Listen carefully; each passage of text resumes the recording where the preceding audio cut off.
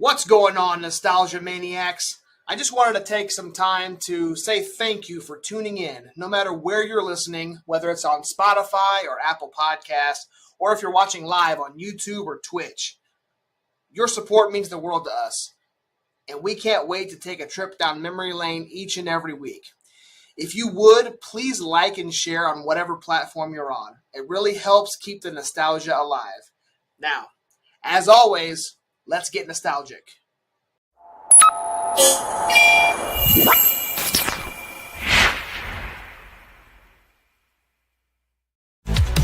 '80s glow, the '90s flair, joystick battles and pixel care. Each tale we tell, each laugh we share. It's a gamer's journey beyond compare.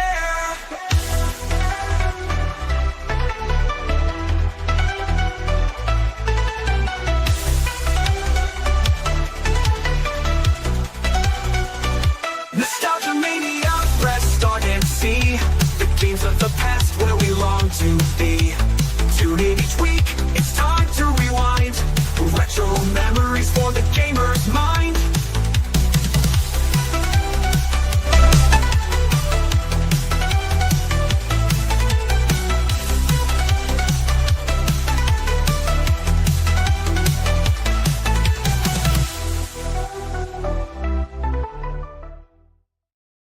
What is going on, everybody? Welcome in to yet another edition of Nostalgia Mania, episode 22. Your ultimate rewind to the games, movies, toys that defined the 80s, 90s, and early 2000s. Join us as we fight to survive the horrors of Raccoon City. From the eerie halls of the RPD to the relentless terror of Mr. X, we are reliving the intense survival horror game, the unforgettable scares, and all the iconic moments that made Resident Evil 2 a classic. I'm your host, the real Josh Elliott. With me, as always, Derrick Stich Mania Stich. What's up, man? What's up? You are muted, my man. Whoopsie. Episode 22. You gotta love it. Technical difficulties. I said not a lot, sir. How are you doing? I'm doing great, man. Doing great. This is fun. We got a great game ahead of us, man. Resident Evil 2.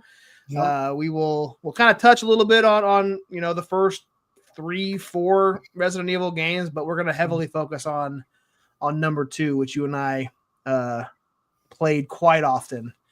Yep. So we did.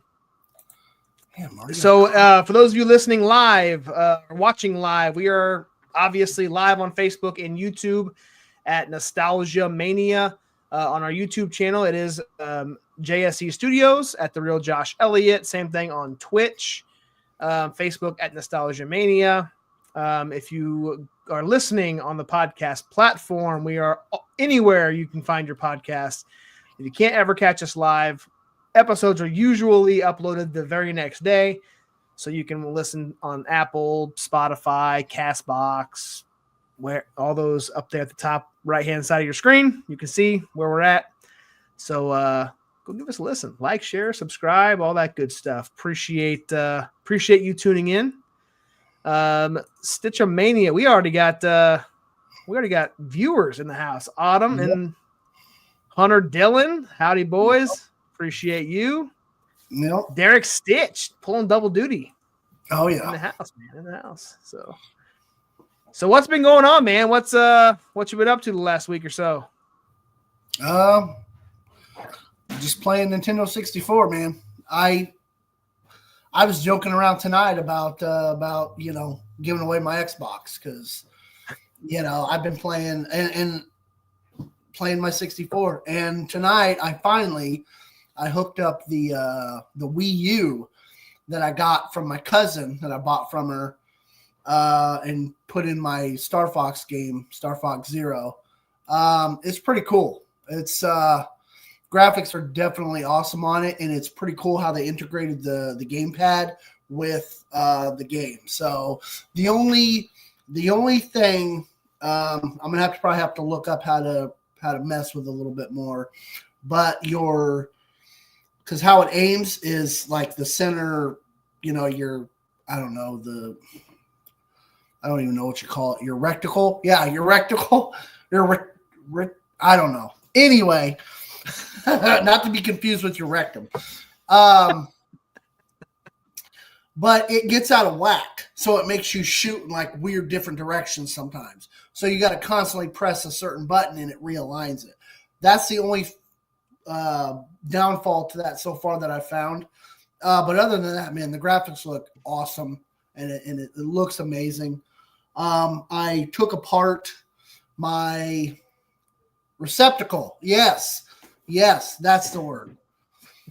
But isn't that a trash can though? Isn't a receptacle a trash can? I think it has different meanings, but anyway, so I took apart and cleaned. Well, I'm in the process of cleaning it, but I took apart my second N64 controller. The first one I took it, like I said, I took it completely apart, cleaned it out, put it back together, and honestly, it still works. I can't believe it. I'm shocked, and it's actually so simple to do. It really is. Anybody could really do it.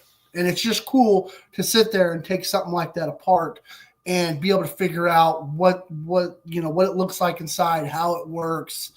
So yeah, man, that's what I've been doing. That's awesome. I got Diddy Kong Racing off of eBay. I've been playing it. So, wish the graphics were a little better, but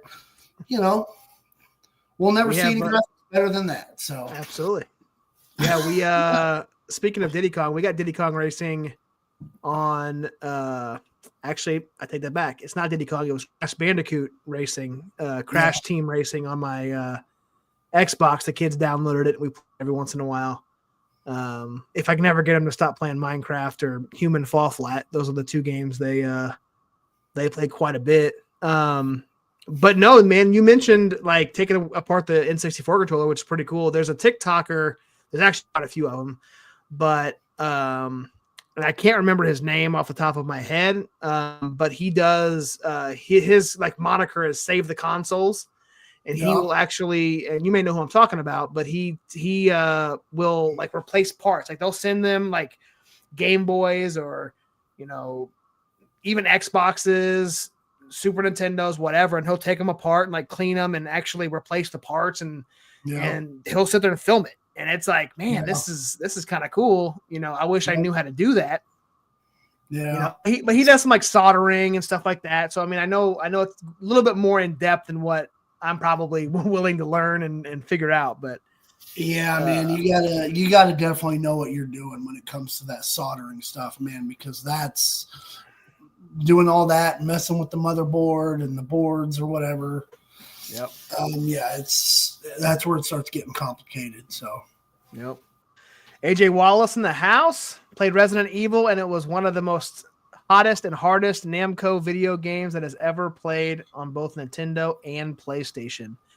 Yeah, man, it came out on both PlayStation and in N64. We'll talk about that when we jump in. So before we dive into it, we always kind of recap our previous episode, which was Star Fox 64.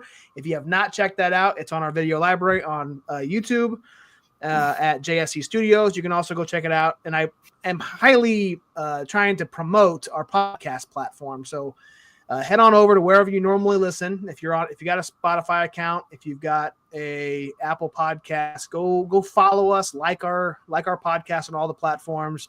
Share it out if you can. But tell us, like, do you want to revisit or is there anything else you wanted to add to our episode from last week about Star Fox?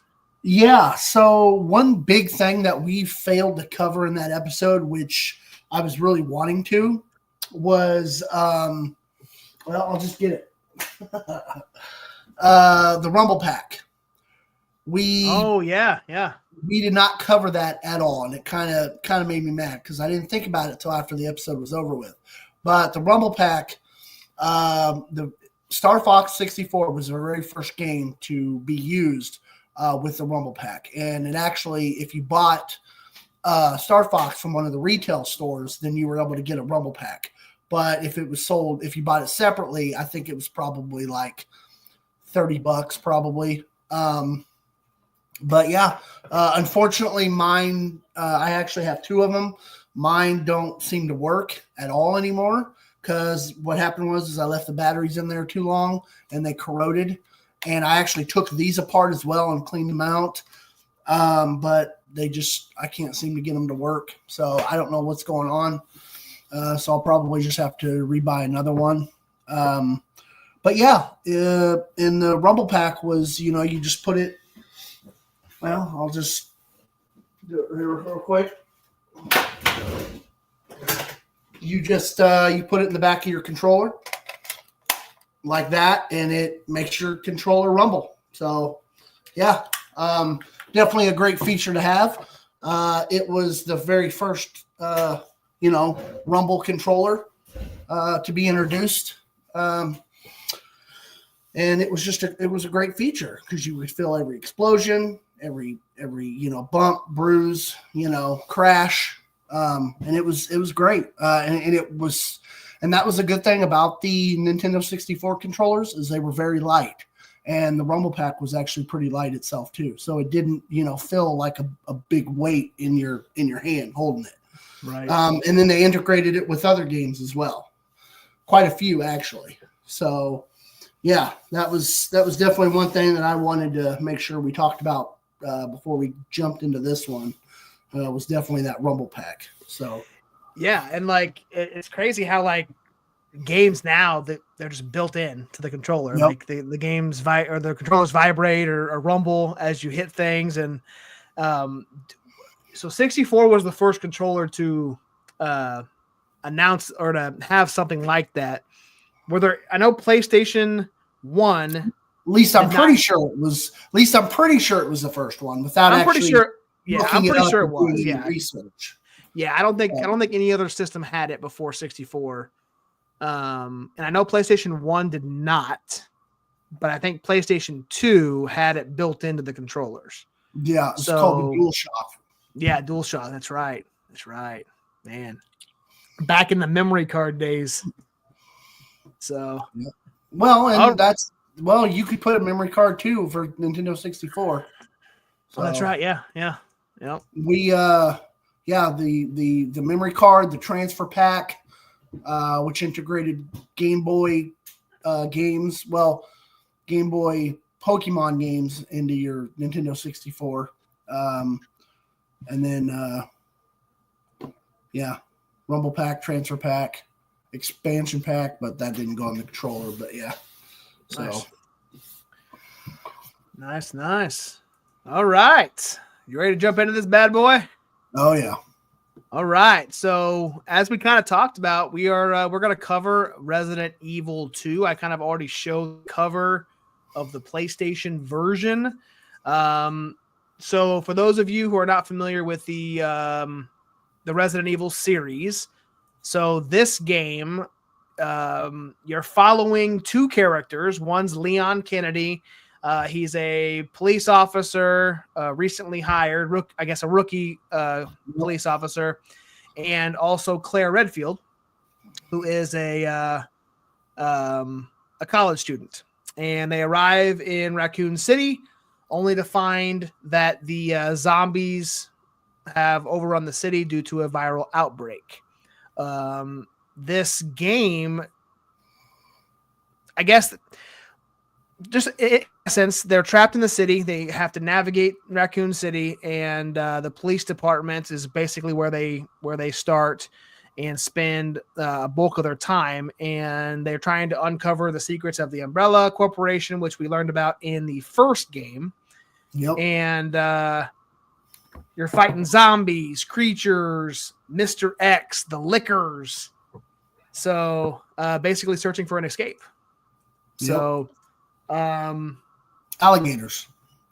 Yeah, you're right. Alligator. Yeah, there's an alligator in the game. Yeah. So this game takes place just 2 months after the events of Resident Evil 1. So it happens right in conjunction with it. I think 1998 is when it takes place. If I remember right. Yep. So they picked up right where Resident Evil 1 left off. Claire is trying to find her brother. And and you remember the Stars team from, I don't know, did you play a lot of Resident Evil 1? Not the original, no, but the remake, yeah. Yeah, so the Stars team basically uncovered the bioweapons that the Umbrella Corporation was developing, and basically Claire comes in trying to find her brother, who was a Stars member from Resident Evil 1, if you remember, and then Leon happens to arrive in the chaos, and you can control both characters and have two different kind of paths in the game. So yeah, and occasionally those two meet up too a few times during the game. Yep. So yep. And they both have different strengths. So yeah, let's absolutely, yeah, and we'll get to that here in a couple seconds. Let me play the intro before we get too far into it. Let's play the Resident Evil 2 intro.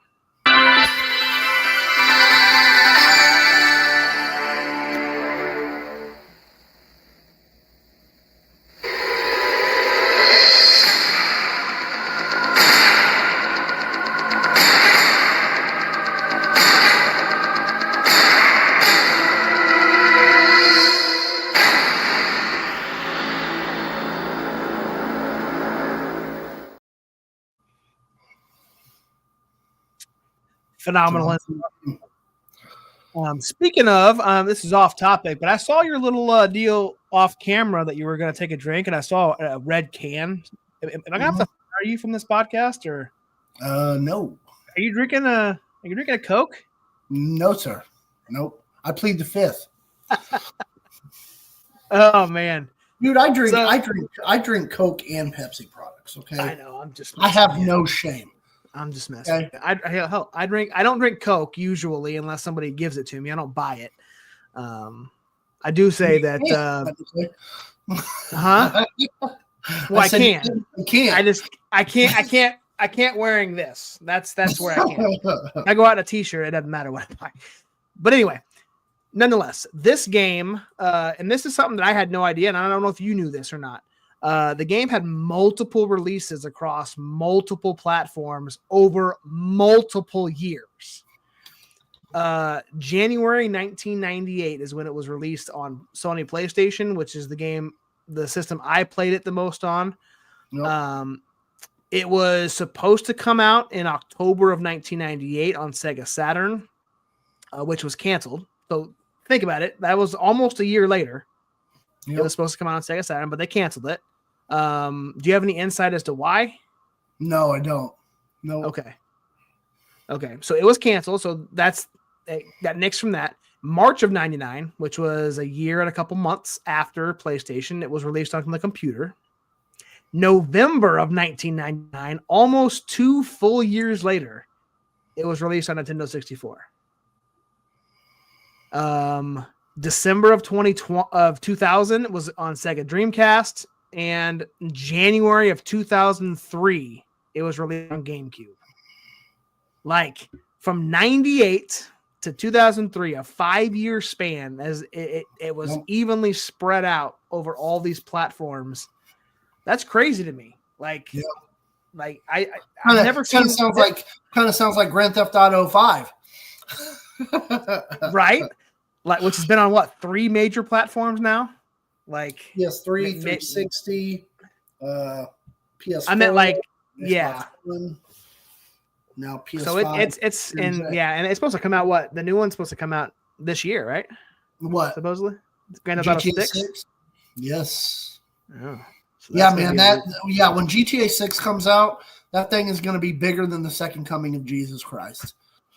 So you mock my words, man. They're saying that game could cost anywhere from $80 to $100, and honestly, I would pay that much for it. And so would 98% of the people who play it. Yeah. I mean, if you think about all the time and effort that I put in to playing GTA 5 online. Like, I've looked up the stats. It's an insane amount of time. It's like almost like half a year. I could probably have a college degree in something, like that's insane. But yeah, that's crazy. Yeah, it's supposed to come out in the fall of this year. So yeah, it's gonna be a big one, man. And the online emulators. Anyway, we're getting off track here. We'll have a Grand Theft Auto episode at some point in the future. But yeah, I think the online emulators, not emulators, but the online the mods are going to be insane for that game, because if that map that I saw was anywhere close to what the map's really going to be, it's like 3 times as big as Grand Theft Auto 5. So that's gonna be fun. That's gonna be a lot more driving, that's for sure. Yeah, from the south all the way up to it'd take you an hour in real time to get there. Yep. But so this game was developed by Capcom, a very well-known game developer. And Resident Evil is actually the best-selling game in the Capcom series. Or the Capcom. This series is the best-selling game for Capcom, is what I meant to say. Wow, that's hard to believe, man, because Street Fighter. Yeah. But the only downfall to Street Fighter was they had so many years where they didn't make any of the Street Fighter games. Yeah. So that's probably a big contribution to that. So, yep. So number 1, Resident Evil for Capcom. Number 2, Monster Hunter. Oh. Number 3 was Street Fighter, and number 4 was Mega Man. So that tops the 4 the 4 best-selling series in Capcom, which is 4 damn good. Yeah. Like, they knocked it out of the park with all 4 of them. Did you happen to see maybe what the 5th one was? Did it show it? Yeah, but I didn't recognize it. So I'm sure you would or something, but I didn't recognize it, so I didn't put number 5. But this game, Resident Evil 2, had $5.7 million in sales, which was the 14th best-selling PlayStation game of all time. It fell just below all 3 Tomb Raiders, Crash Bandicoot, and Metal Gear Solid. So it sold just less than all 4 of those games. Wow. And they were just ahead of Tekken 2, Spyro the Dragon, Final Fantasy IX, and the original Resident Evil. Wow. So this game outsold the original. So, which is saying a lot, because Resident Evil 1 was a very good game, and this game attracted, it was such a big hit that it sold much better with number 2. And I don't think number 3 was anywhere. I mean, it was still pretty good, but it wasn't anywhere in the top 20, I don't believe. Well, and 2 looked better. It had better graphics. The first one was a pixelated mess. It was. And then when they remade it for GameCube, they did a phenomenal job with the remake on GameCube. Are you talking Resident Evil 2 or 1? 1, when they remade the first one, yeah. Yeah. Which they're talking about remaking the first one again, which would honestly make a lot of sense. Yep. So, and people would buy it, and with updated graphics, and because Resident Evil 2 has a remake as well. It does already, and that was 2019. Yeah, something like that. Something like that. It was shortly before the pandemic. Yeah, which it's a phenomenal game, man. It looks great, plays great.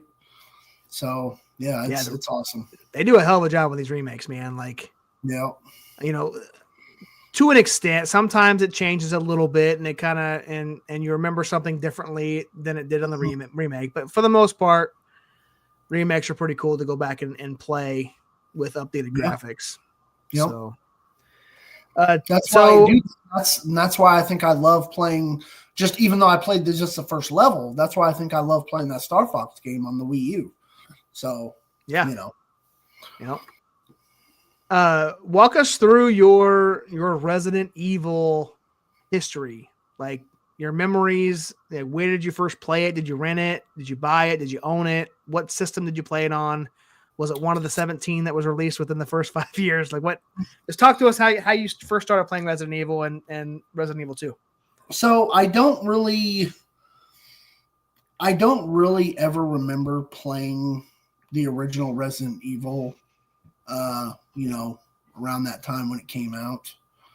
And I can't remember ever playing it if I did at all, at least the original. I think I did a little bit, but it was after years of it being out. Resident Evil 2, I got it for Nintendo 64, which you can see right back there. I never had it on PlayStation. I've only ever had it on Nintendo 64.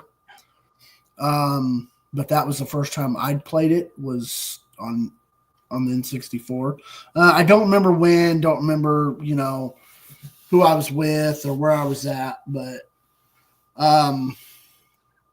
yeah, the Resident Evil 2 was the most Resident Evil game that I've played. Mm-hmm. It's the one that I fell in love with. That's what drew my attention to start liking the Resident Evil games.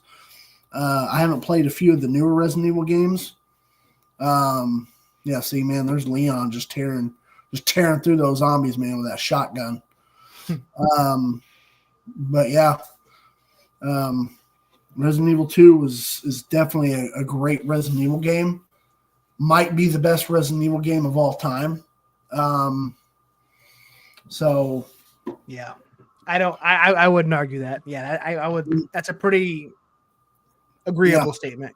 Yeah, and Leon is my favorite Resident Evil character because he's the first character that I got introduced on this game. So yep. Yeah. I remember. Go ahead. I didn't mean to interrupt. And then when they did the remake of Resident Evil 2, man, that was awesome. Yeah. So they took one of my favorite Resident Evil games and then just remade it, and so I couldn't have been more happier. So yeah, I remember and I don't know if I've got a screenshot of it, but like the first encounter with a licker when you're in the police station and you go into that hallway and you see the blood splattered everywhere, and how Resident Evil has those weird camera angles where you don't see the whole room. You're focused in on your person, on Leon or Claire coming through the door, and that's where the camera's at. You don't see beyond what they can see. So when you finally get to that point, then it expands out, and that licker's climbing up the wall onto the ceiling, and you see him crawling toward you. And it, dude, freaked me out for the first time I saw that. Yeah. But that right there is engraved in and that scene right there I was like, dude, this Resident Evil 2 is phenomenal. It was super fun. I love those shooter. It's not necessarily, it wasn't a first person shooter, but I like that third person aspect of it. Yep. And just a fun game. And I'm kind of like you. I didn't play a lot of the first one either, which is weird because I know a lot of the story that kind of led up to it, but I didn't play it as a kid. Yeah. So, I mean, I got a picture like that. That's the cover of PlayStation. That's the game I played. 98, released in 1998, and then nearly 2 years later, this is what you played on. On virtually the same cover. Just you can tell a little bit clearer and a little bit better graphics. See, and it supports the Rumble Pack too. Yeah. So when those zombies are feasting on you, man, you're feeling it. You're definitely feeling it in your controller. So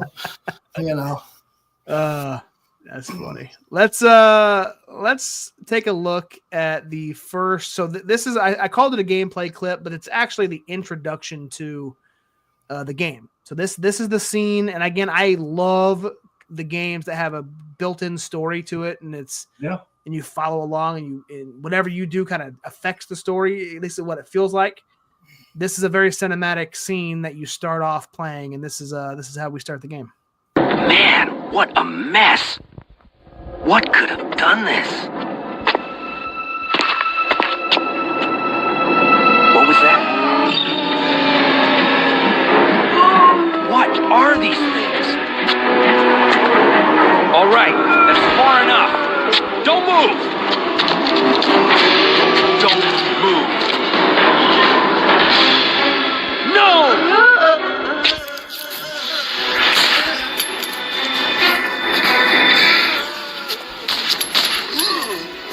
What's up with that guy? That was a green head.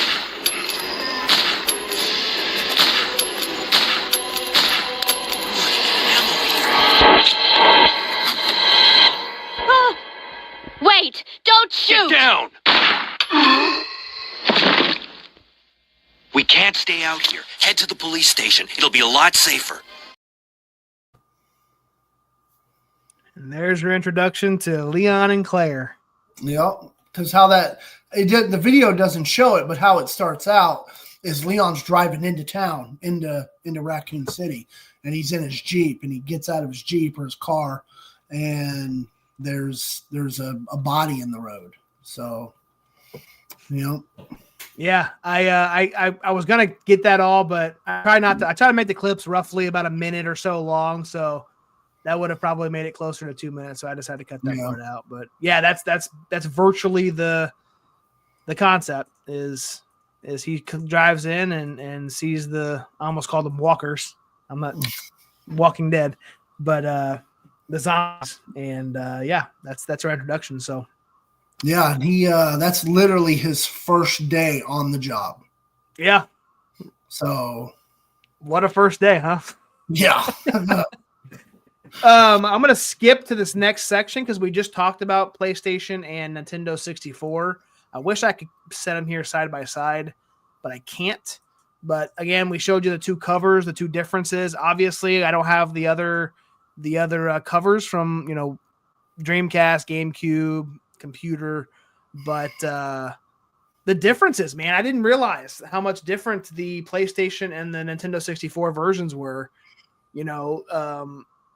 Obviously the graphics are a little bit better. I know PlayStation can handle more than Nintendo 64 could, but they really ramped up the graphics on the 64 version.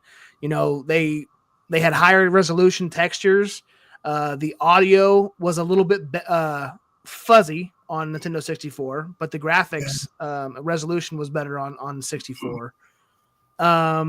You guys had and I say you guys, 64 had this C button aiming for N64, and you guys had the auto aim option where you could kind of toggle that on and off. I don't think PlayStation was able to turn off your auto aiming. And then which I didn't realize, and you kind of just told me this before it started, the blood color customization. So what? Tell me a little bit about that, because I didn't realize you could do that. So basically, normal blood, is usually red. Well, on the 64 version, you could change it to red, green, or blue. So that definitely added a different aspect to it. So, and so when you first start it, you can either do original, or you can do randomizer mode. Randomizer mode just puts the items in different spots, different areas, which is definitely kind of a cool way to kind of mix things up. And then it lets you choose whether the violence is low, medium, or high. So I assume that's how much gore is in the game. I assume it's kind of weird that they labeled it violence and not gore, but whichever. And then then you can do the blood. So and then the game had a built-in save feature as long as you got the of course you got the ink ribbons and I remember the ink ribbons. But yeah, that's why I didn't realize that the blood, because you told me that. You go, hey, did you know you could change the color? And I said, no. Well, it's because I never played it on 64. That wasn't an option in PlayStation. So, so you mentioned the item randomizer. That was an N64 exclusive. You had higher resolution character models. We talked about that earlier. Storage and load times. There was absolutely no load times in 64. Where PlayStation you had more loading screens. There was lower quality music on N64.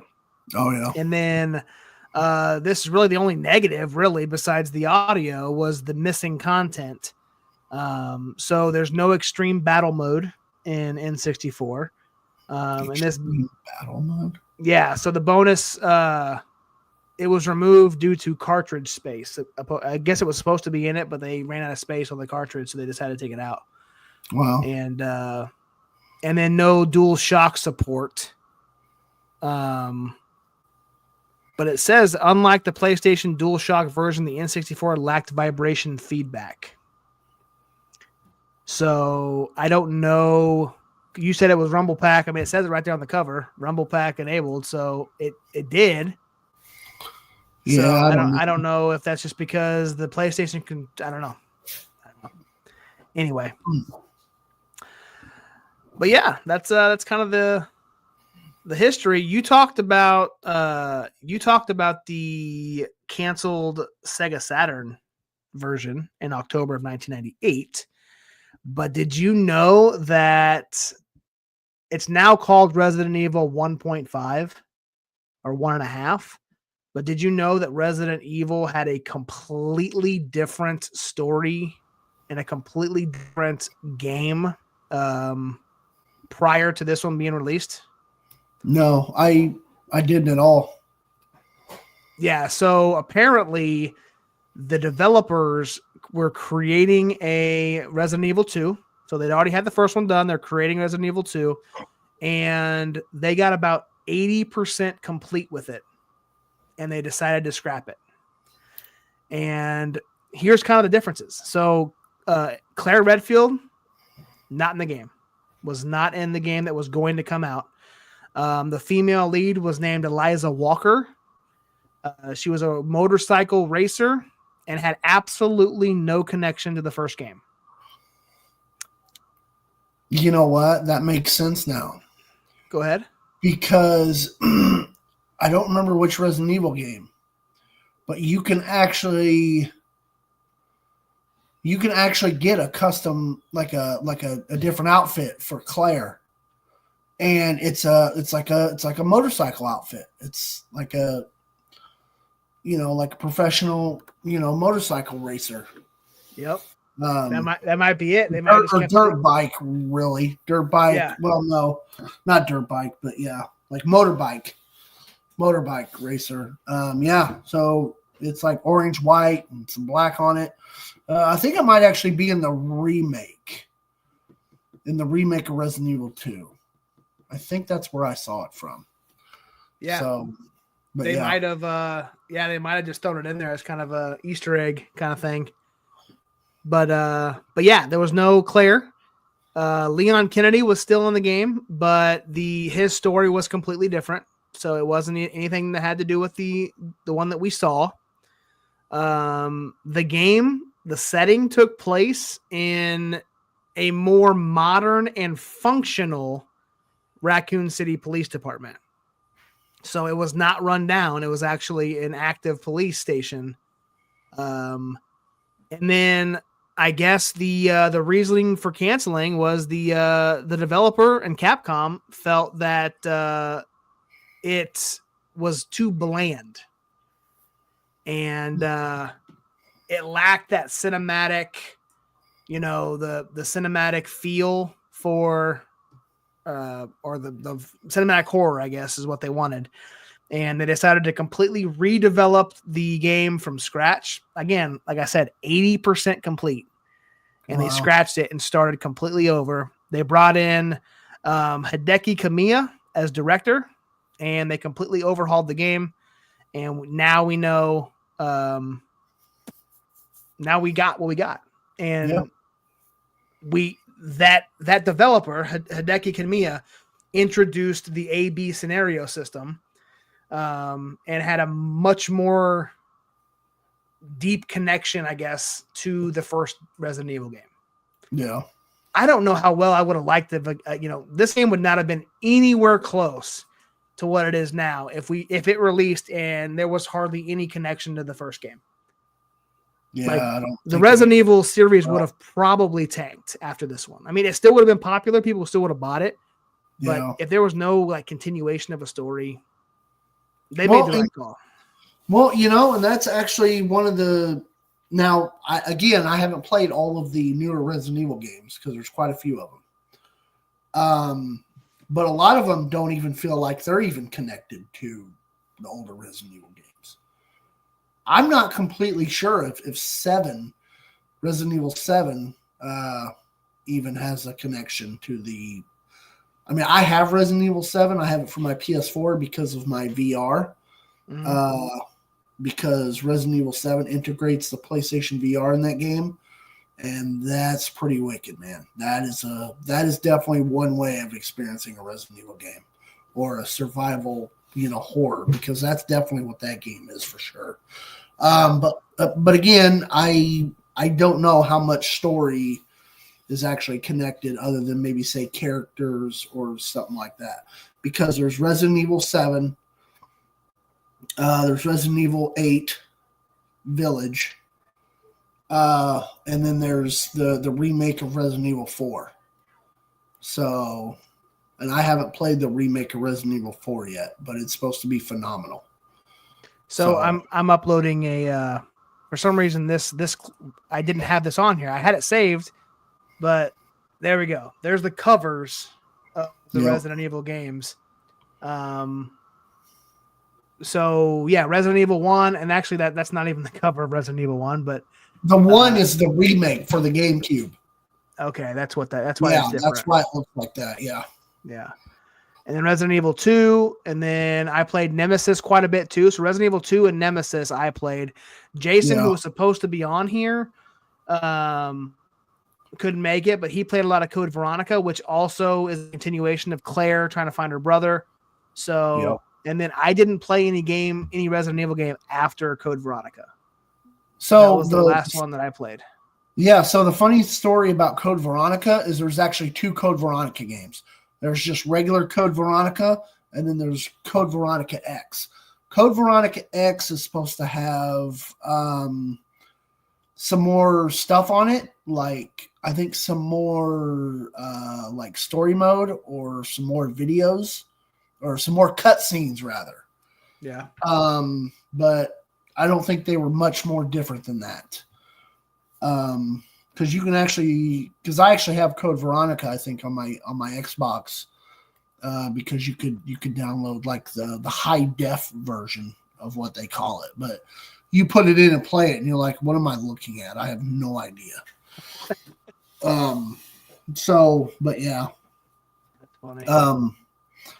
But yeah, man, it just seems like instead of coming out with new games, it seems like Capcom is finding more and more success in just remaking these beloved classics. Yeah, dude, like I mean, just like movies nowadays, you're getting the remakes and the, or continuations of a classic. So why not capitalize? Yeah, I'm just looking through some of these screenshots here for those of you watching live. Yeah, man. Some of these scenes are pretty iconic on Resident Evil 2. So this scene here, Claire and Leon, they get split up. And they're because you start off in the streets on the Leon part of it. Well, and the Claire part of it. But Leon, a truck basically explosion happens, so they get separated by this explosion in the middle of the street, and so they go their own separate ways. So that's where this screenshot comes from.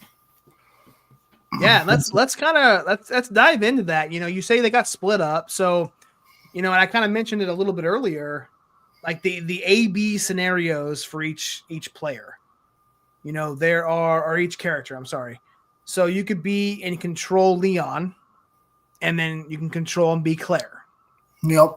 And each one has its own separate story to it, and it kind of makes it's kind of cool because it. Sorry, let me take that off.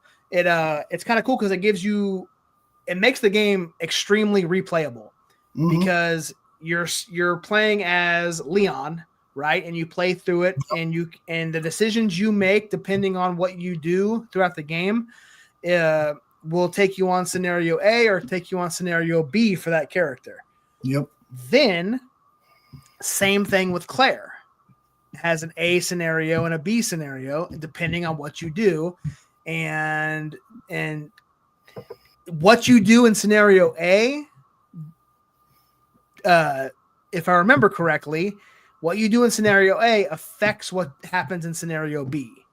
So if you take a gun in scenario A in a spot like in the police station, in a corner in a gun safe or whatnot, that gun is not going to be there in scenario B.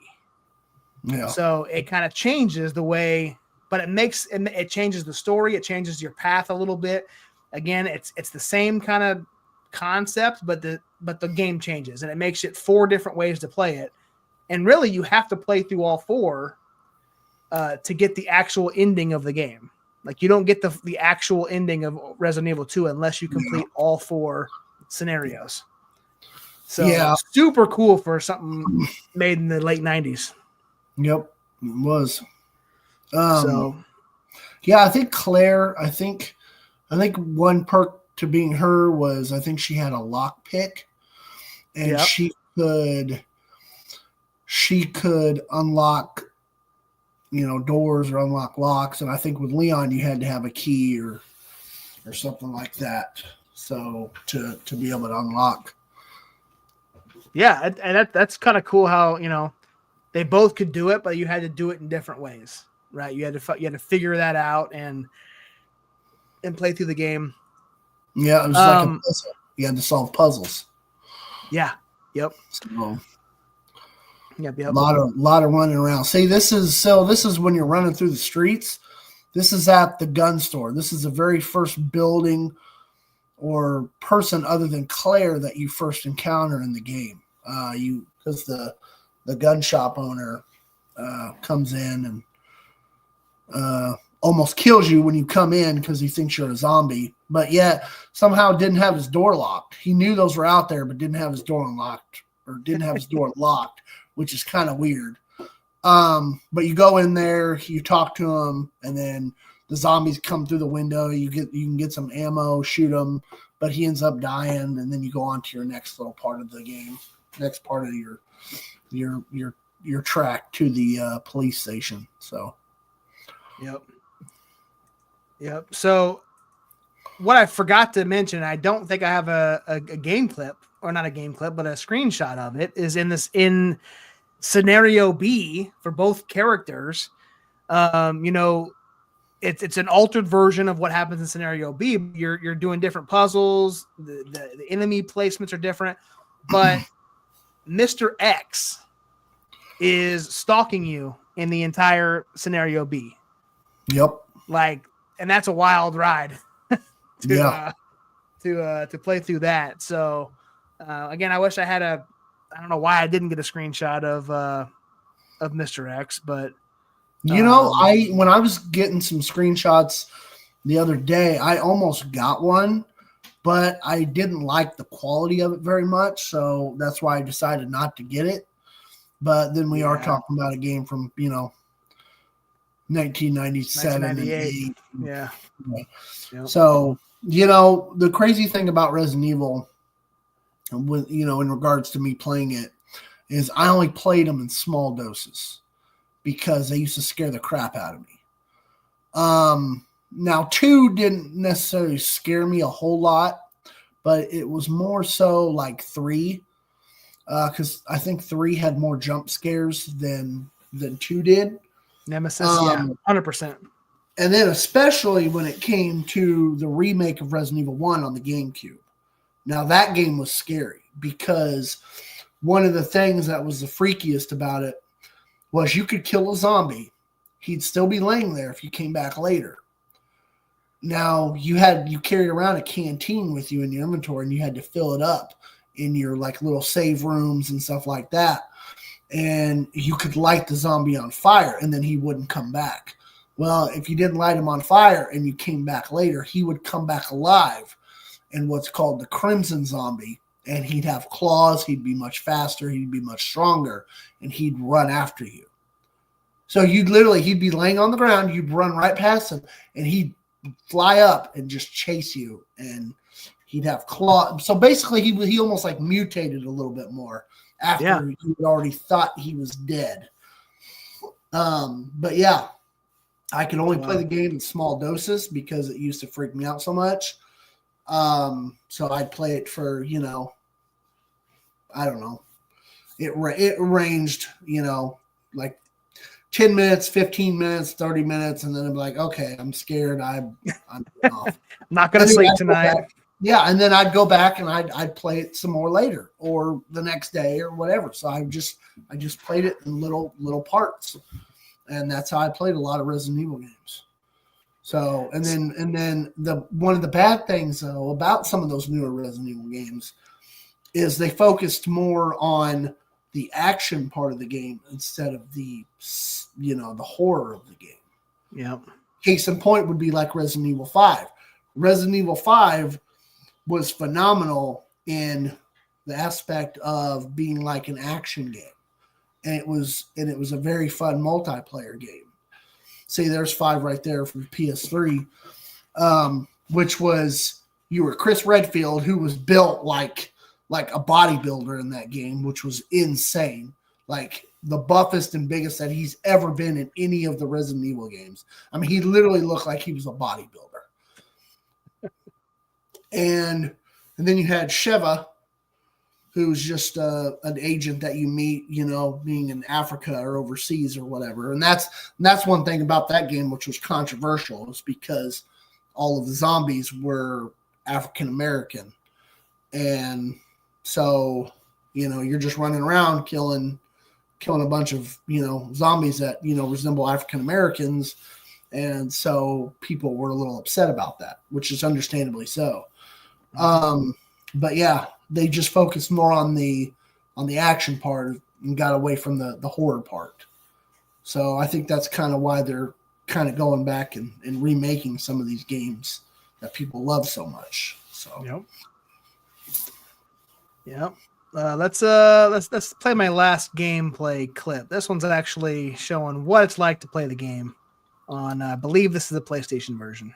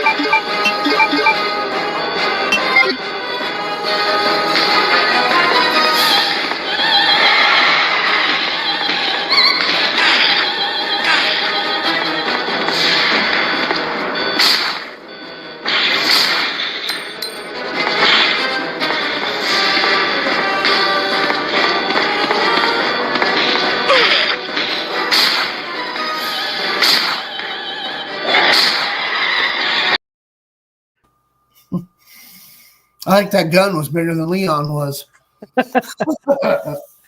Great memories, man. The funny thing is about that noise that it was making, that crunch sound. That sounds exactly like what it sounds like when I'm playing Minecraft and I'm sitting there mining the dirt. Oh, digging That's exactly what that sounds like. That is crazy. Yeah. Probably copy and paste that noise. That's probably 100%. 100%. 100%. So let's move on here. We're getting kind of close to the end, kind of wrapping this up. Like, what final thought on Resident Evil? We talked about 1 and 2, and we talked a little bit of all of them, but how much did you play all of the Resident Evils on that screenshot here? Have you played every single one of these? Yes, I own actually all those. Oh, do you? I do. Nice. I do. Yep. Nice. Yeah, I like I said, I didn't play anything past Code Veronica. I didn't even play Code Veronica very much. Resident Evil 2 and 3 were my jams. Love Nemesis, man. Like that took place kind of in conjunction with Resident Evil 2. It was kind of Like, some of the scenes happened at the same time. Some of them happened after. But this one had what was her name? Which was it one? Jill? Jill? Yeah, Nemesis. Yeah, 3. Yeah, it was Jill, and she's Jill Valentine. That's right, and she tries to escape. Basically the same kind of concept as number 2, but it ramped up, like you mentioned, the horror and the jump scares, and it was more relentless, I guess you could say. And yeah, man. And then Code Veronica, like we said, it was just kind of a continuation of Claire's story, trying to find her brother Chris, and then you end up controlling Chris in Resident Evil 5. Spoiler alert. Who do you control in Resident Evil 4? Is that Leon. That's Leon again, right? Okay. Yep. And then is that 6 there on the far right? In the middle? After Resident Evil 4? After 5. No, that's just Resident Evil Revelations 2. So between 4 and 5, there's Resident Evil Revelations, and then there's Resident Evil Revelations 2. So Resident Evil Revelations, you're Jill. And then in Resident Evil Revelations 2, you're Claire. So now I haven't played very much of Resident Evil Revelations 2, like almost none. I got it when it was like on a big sale. Yeah. But Resident Evil 4 is what actually got me back into the Resident Evil games. Because you're Leon. And somebody I knew that somebody. You got a man crush on Leon, don't you? A little bit, yeah. But he's a badass, man. What's not to love about the guy? 100%. Claire wasn't bad either. Yep. But somebody that me, Brody, and Chase all knew actually had Resident Evil 4 on GameCube. And he was talking to me about how it being a good game, and it was really fun. So I ended up going to the store, and I actually bought it after he let me play it. And so, yeah, Resident Evil 4 was great. Resident Evil 3, again, was one of those games that I couldn't play very much of because I was too scared to. I kept, every time Nemesis or Mr. X would just pop up out of nowhere, it'd freak me out and make me want to go hit that power button real quick. So, Yep. But 3 was mostly in the streets. So how much of I know it's big, but how much of an influence do you think the Resident Evil series had on like future horror gaming genre? I think quite a bit, actually. Yeah. Yeah. I think quite a bit. Yeah. Well, there's a game called, is it Outlast? Yes. So weirdly enough, today, we were eating dinner, and it was just before bath, talking to the kids.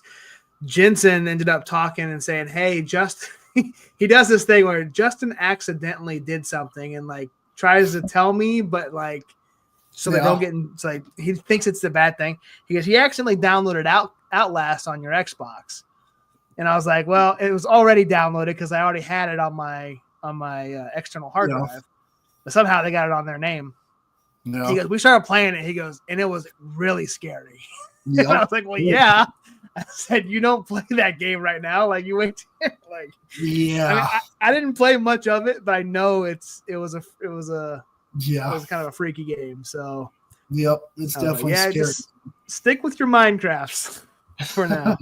Yep, but don't need any nightmares. No. But anything else you wanted to add before we kind of wrap this up and hit the pop culture section? Yeah, one thing I did want to talk about a little bit was, I talked about how the Nintendo 64 was kind of one of those systems that first introduced the rumbling controller. Well, the cool thing is Dreamcast. Okay. Yep. Dreamcast took and integrated their stuff a little bit more. So what Dreamcast did with Resident Evil is Dreamcast, you also inserted the memory card into the controller, which, if I'm not mistaken, Nintendo 64 and Dreamcast, I take that back. In the original Xbox, those were the three systems that you could put the memory card into the controller. So Dreamcast, they had a memory card that you'd use in your controller, and it had a little digital screen on it. Well, it would actually show on the screen your life on Resident Evil, which was actually a really cool feature. It showed showed your meter going. Yeah. And it was really cool. It was an awesome feature that they added, and games like that, they don't do that kind of stuff anymore, or systems rather. And that's why the Dreamcast was so ahead of its time, back when it first came out. So we need to have an episode on Sega Dreamcast of kind of what the games, the rise, and I guess eventual. Yeah, I didn't have a Dreamcast, so I don't know how popular or how great it really was. It wasn't. I was gonna say to me, it felt like it was a flop. It was. It was an absolute flop. The Dreamcast is what killed Sega as a console selling company. Sadly, it just didn't do very well in sales, because I can still remember when it came out, and I actually for a short time I actually had a Dreamcast, and I actually had WWF Royal Rumble on it. Well, I still have the Royal Rumble. I still have one of the controllers. I still have the memory card, and I think I have like a couple games for it too. So you don't have the system? I don't have the system anymore, no. So, but yeah. Wild, man. Wow. Because Sega, like I got the Sega Genesis for my birthday. I can still remember when and where. It was at one of my birthdays. I don't remember which birthday it was, but it was at Kingpin in Belton when it was still there. And the bowling alley, right there right behind, Burger King, like kind of where the hotel is now. Holiday Inn, is that Holiday Inn? You know what, dude? I forgot it was over there. For some reason I was thinking over where Aaron's used to be, over by the golf course, like way over. So I forgot it was there by a Waffle House or whatnot. Yep, just right there. I had my birthday party there, and that was my big birthday gift was my Sega Genesis, and I was extremely happy. Yeah. So I love Sega, awesome. Man. Sonic was awesome. So, yeah, Sonic was your jam. Still is. So that's crazy. That's great. I totally forgot about that. Yep. That's one of the perks to being an old ass man. So yeah. Dude, it's I don't know. Do you have an Android phone? Yeah, I do. So what I did, which was kind of cool, I did it in my group chat with my sisters. Mostly it was just Jennifer responding, talking to my dad. But if you open up Google Maps, you can do Street View. Yeah. You can kind of maybe see your house or see a bit, whatever. Yeah, I know. But if you look at the bottom and it says see more dates, and you can look at dates in the past. Really? And it goes all the way back, and the furthest I could see back was like 2008. Wow. So you can see different. So cool. Yeah. So you can look at your house and see what it looked like in 2008. Wow. I did that with all my houses. But then what I would do is I would go down 58 Highway in Raymore and look around and go, man, there's the Dean's house. Oh man, there's Ryan's when Ryan's was there. Oh, there's, and so I would quiz her. I go, hey, what was, what year or so was O'Charlie's in Belton instead of Applebee's or whatnot? Oh, God. Well, actually, O'Charlie's was Jose Peppers. Yeah, it was. I said that wrong, but yeah. And then we had O'Charlie's. Anyway. You can go do that. You should check that out and Wow, I had no idea that was even a feature. That's actually pretty cool. Yeah. Too bad it doesn't go back further than that, because I wish it did. I wish it did, but it only goes back that I could find, at least in our area, is 2008. Yeah. So, but anyway, let's jump into this pop culture section and close this episode out. It's been a great one. Appreciate Brody for tuning in, by the way. I know I didn't say anything, but he's probably already gone. The movie that was released the same month as, well, I say the same month as PlayStation, January 19th. What, Stitch? Yeah. Oh. The movie that was released in 1998 January was Stitch's favorite, Half Baked. Yeah, right. Far from it. I haven't even seen that movie. You have it? No. Yeah, I've honestly I'm gonna have to agree with you on that. Not agree, but I'm gonna have to be with you on that. I have seen bits and pieces of it. Yeah. I've never seen it all the way through that I can remember. Yeah, it used to be.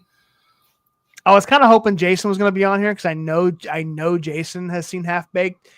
Because I'm pretty sure this is where I saw like bits and pieces of it, was over at his house. But yeah. So that's it. Yeah, I definitely know it was a movie that used to be talked about quite a bit. Oh yeah. You know what wasn't talked about very often was the TV show. And we always seem to integrate it in a lot of episodes because you and I were huge fans of it growing up. I still am. But in January of 1998, a company called World Championship Wrestling debuted their second show on Thursday night called Thunder. This is actually an old logo because that's the newer version of the WCW logo. But anyway, this was their I don't know. This was out before SmackDown, right? I think Thunder started before SmackDown. If I'm not, and SmackDown was their like answer to Thunder, and then Thunder just fizzled. Hey, look, Brandy's been on. Yep. Appreciate Brandy for tuning in. Absolutely. But yeah. Anyway, that's WCW Thunder for those wrestling fans out there. Go check out WCW's YouTube channel. WWE just released it. You can go watch the old WCW pay-per-views and stuff. They're live right now. But wait until we're done before you go over there and check them out. Oh, yeah. And then in January, which is crazy to think about, that Super Bowls used to be in January and not February. This was Super Bowl 32. The Denver Broncos defeated the Green Bay Packers 31-24. This was my second Super Bowl that I watched from start to finish that I can remember. Because the one before this was Packers Patriots, and I watched that. I watched that all the way through, and that was because I don't remember who was before that. I think it's probably one of the Bills, probably Cowboys Bills or something. But yeah. Thunder actually came on before SmackDown. That's what I thought. Yeah, Thunder debuted January 8th of 1998, and then SmackDown was April 29th, 1999. Yeah, so WWE. So yeah, they debuted it in '98, which was like they were still on the peak. They had just come off of Sting Hogan, like that was in December, and then they said, you know what, let's double down and make a second show. I think Thunder played a huge part in the downfall of WCW. Really? If they would not have, and you probably haven't heard, but if you go listen to Tony Schiavone's interviews, like that stretched their entire company thin when they had to start doing two shows. If they wouldn't have done Thunder, WCW might still be bought out by WWE, but I bet you if they wouldn't have done Thunder and just let it go, and then WWE did SmackDown, and then maybe they did a second show after that, I think WCW would have lasted longer than they did. But maybe not. Yeah, it's hard to say, man. Hard to say. Well, that does it. Appreciate everybody tuning in. Do you want to give away next week's episode? Might as well, right? Yeah, might as well. We are going to go back to another Capcom. We mentioned it earlier. Another Capcom game. Yep. And that is Mega Man, specifically Mega Man X. That's the game we will cover next week. Next Wednesday.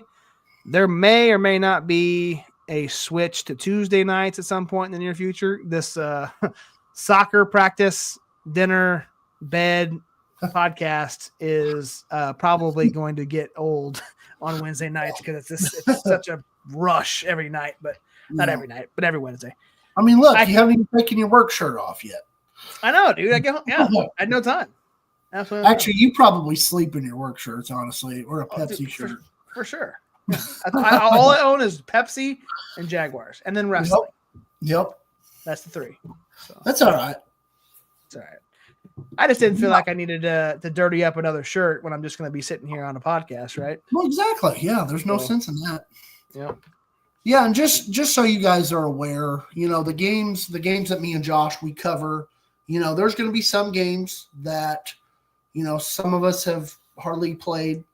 Some of us, one of us haven't played at all.